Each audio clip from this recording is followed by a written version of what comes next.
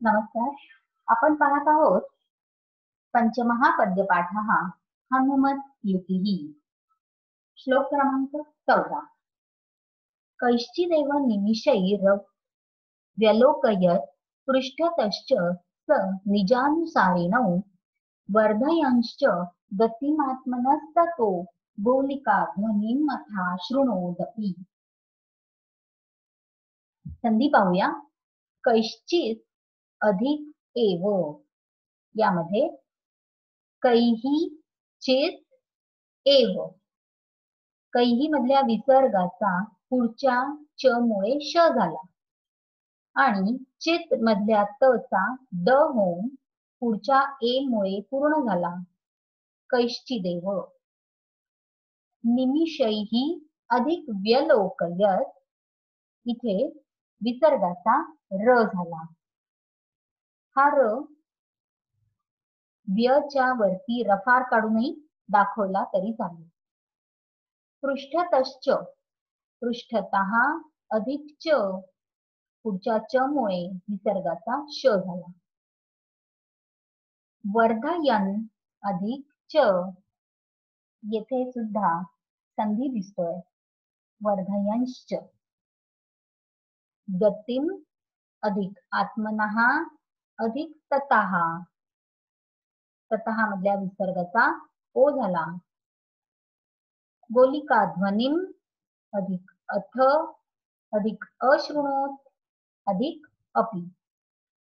येथे सुद्धा आपल्याला अशृणोत मध्ये त हलंत होता, त्याच्याऐवजी द हलंत आला. पुढच्या अ मध्ये तो पूर्ण झाला असं दिसून आलं.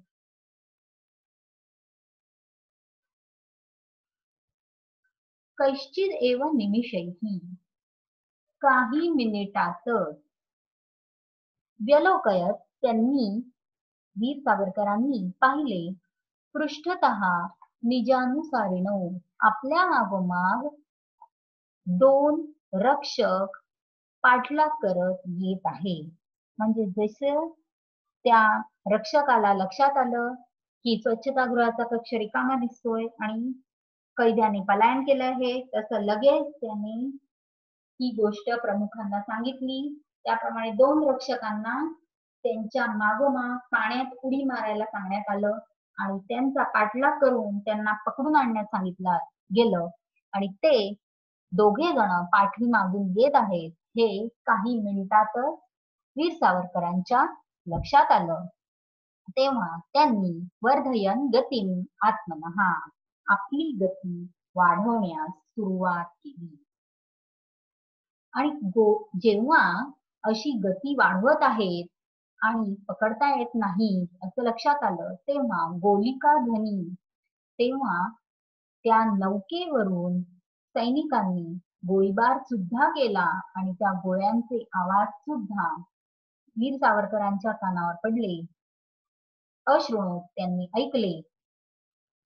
अर्थातच पाण्याखाली जाऊन पोहून अशा प्रकारे त्यांनी स्वतःचे रक्षण केले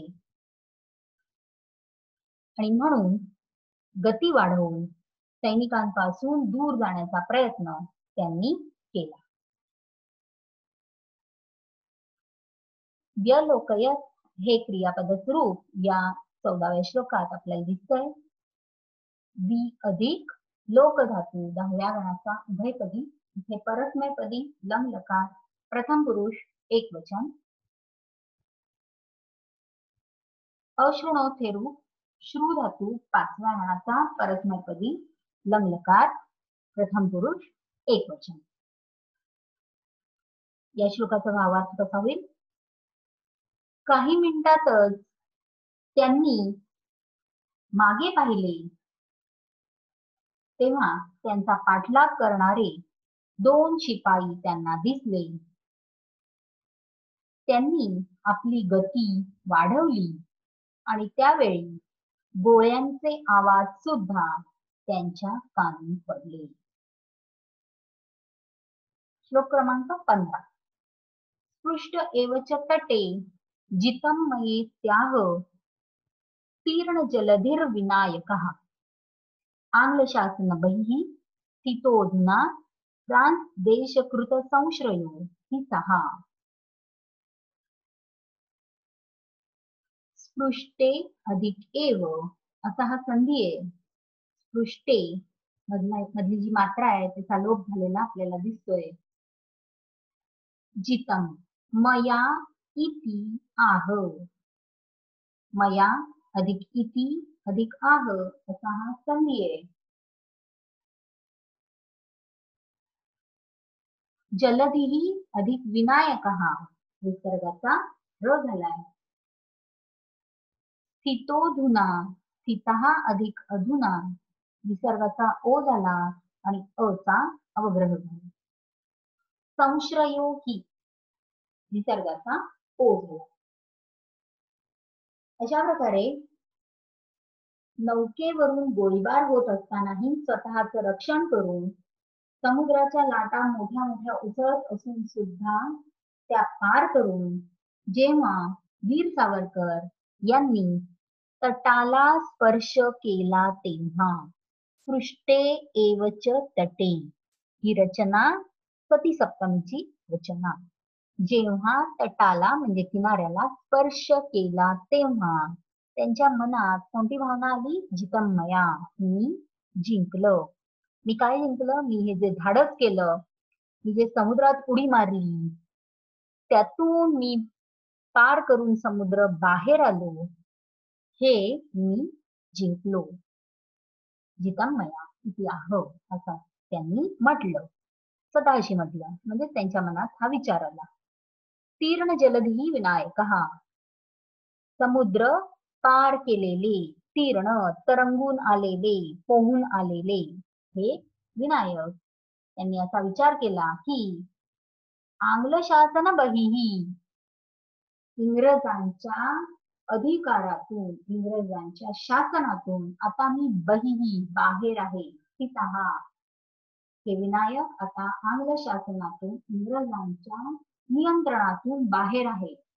का? स्थितः अधुना ते आता बाहेर आहेत. ते कुठे उभे आहेत आता?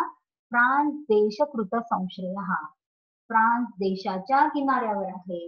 आता त्यांच्यावर नियंत्रण, त्यांच्यावर अधिकार फ्रान्स देशाचा आहे, इंग्लंड देशाचा नाही. आणि त्यामुळे त्या काळच्या राजकीय कायद्यानुसार खरं म्हणजे इंग्रजांचे शिपाई त्यांना पकडू शकत नाही. फ्रान्स देशाची सत्ता आहे आणि त्यामुळे इंग्रजांची तेथे सत्ता नसल्यामुळे फ्रान्स देशातील कुठल्याही व्यक्तीला, तिथे असलेल्या कोणत्याही व्यक्तीला ते पकडू शकत नाही. आणि म्हणून सावरकरांनी हा प्रयत्न केला की जेथे फ्रान्स देशाच्या नियंत्रणाखाली आल्यावर इंग्रज त्यांना पकडू शकणार नाही, आणि यासाठी त्यांनी हा धाडसी प्रयत्न केला. श्लोक क्रमांक 15 भावार्थ कसा होईल? जेव्हा किनाऱ्याला स्पर्श केला तेव्हा मी जिंकलो असे समुद्र पोहून आलेल्या विनायकाने म्हटले. आता ते इंग्रजांच्या शासनाच्या बाहेर उभे होते.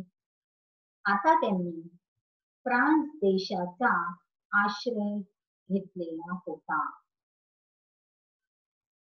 श्लोक क्रमांक 16 रक्षकौ तदनुसारिणौ उभौ न अतिदूरम अधुना समागतौ सन्निगृह्य करयोस्तथा गले तौ स्फुरन्तम् अथ तं चकर्षतुः. ते दोन रक्षक, जे दोन शिपाई होते, तेही पोहत पोहत त्यांच्या मागोमाग आले. तदनुसारिणौ त्यांचा पाठलाग करत होते. उभौ म्हणजे दोघे जण.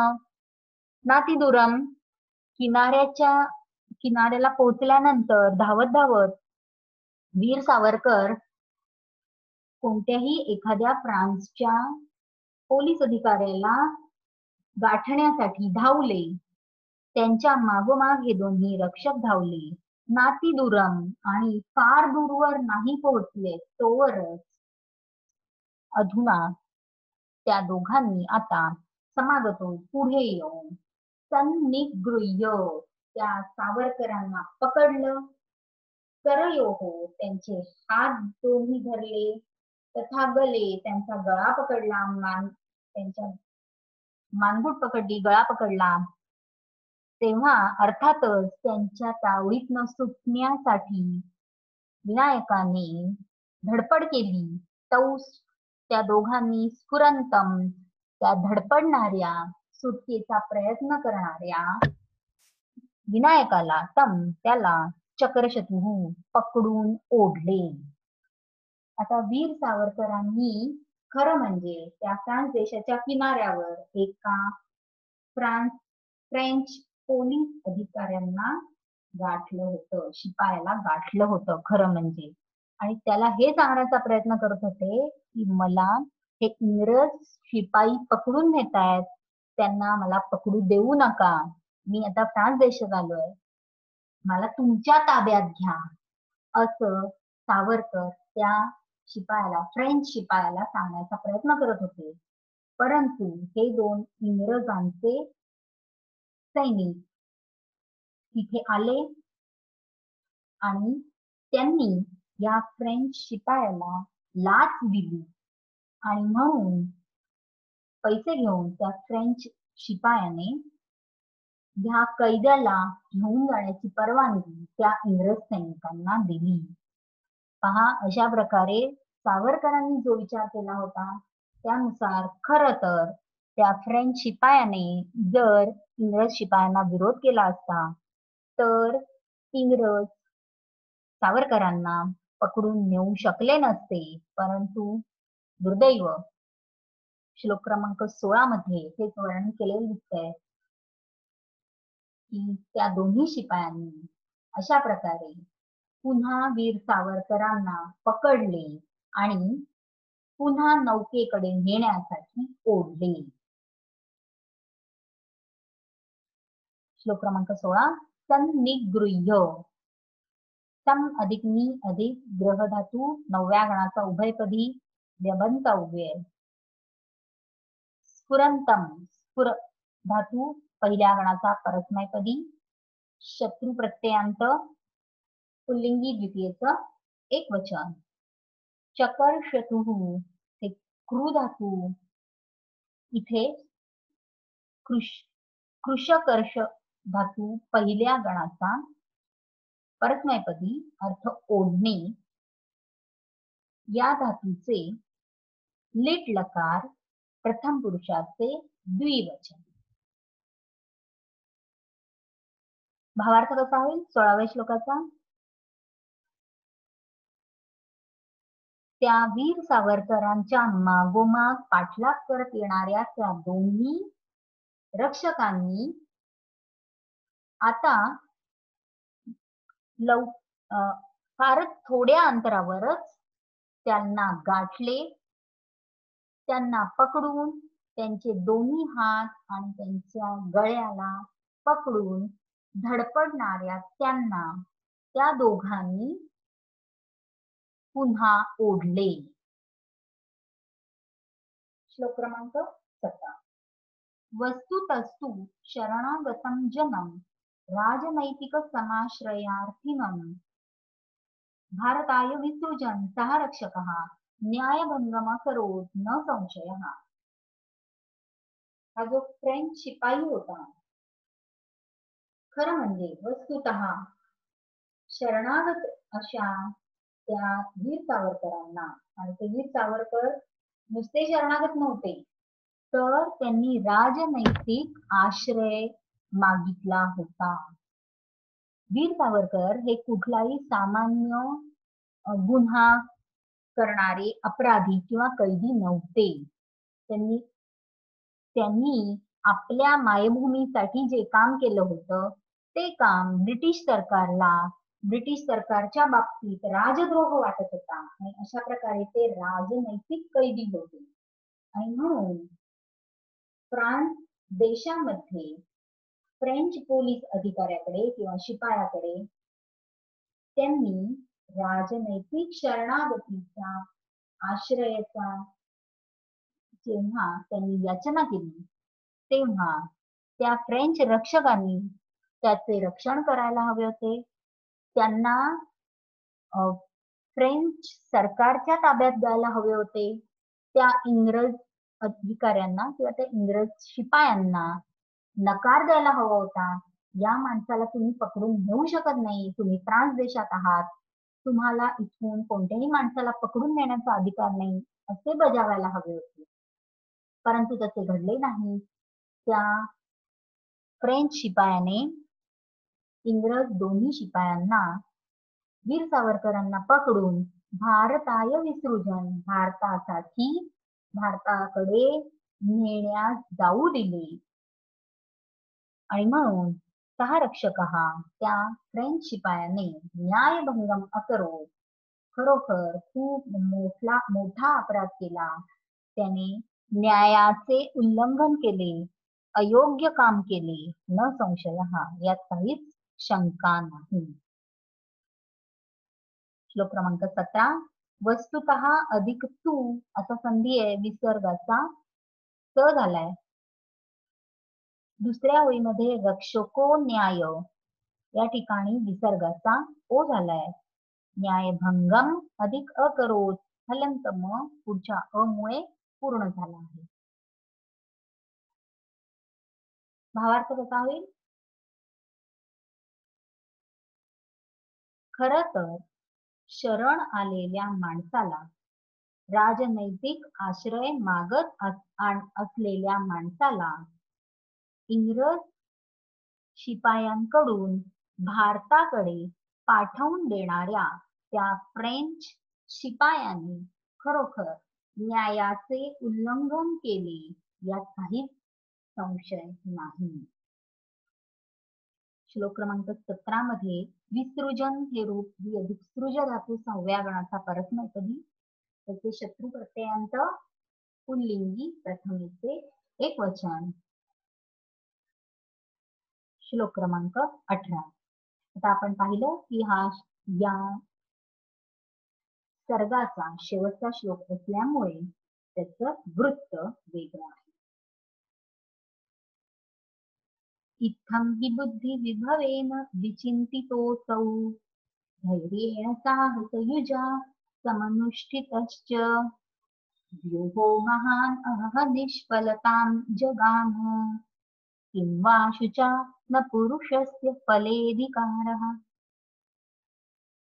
इत्थं अशा प्रकारे, ही खरोखर बुद्धी विभवेन बुद्धीच्या मोठ्या वैभवाने, खरोखर खूप मोठी बुद्धी संपदा असल्यामुळे विचिंतित विचार करून ठरवलेला